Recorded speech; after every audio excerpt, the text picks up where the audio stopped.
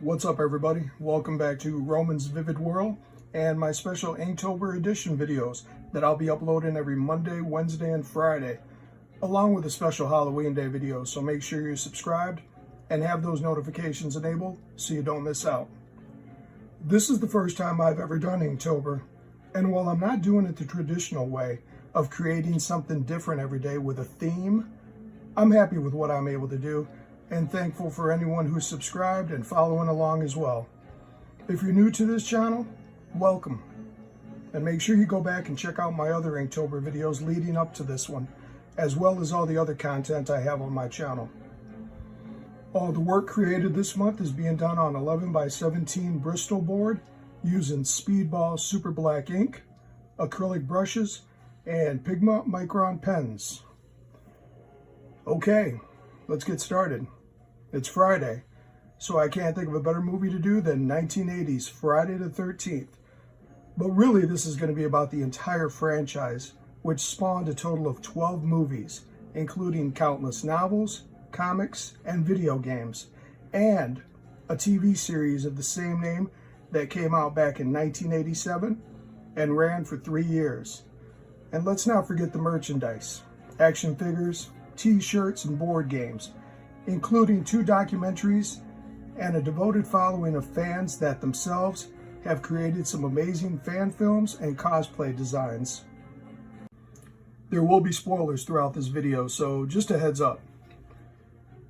So, when it comes to 80s slasher films, the Friday the 13th series is the standard. I mean, these movies got made every year, all through the 80s except 83 and 87. And while they only made one in 93, they started back up again in the 2000s with 3 more installments. The original plot of the story is this. Back in 1958, at a now famous location called Camp Crystal Lake, which was actually a real place located in Hardwick, New Jersey, a young boy drowned due to the negligence of the camp counselors. Move forward to 1980, and we now see a new group of counselors that throughout the movie get killed one by one, all in violent and horrific ways by an unknown assailant.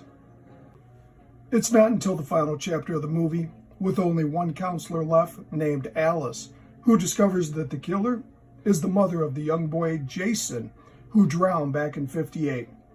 The movie has a surprise ending that actually sees an appearance of Jason himself.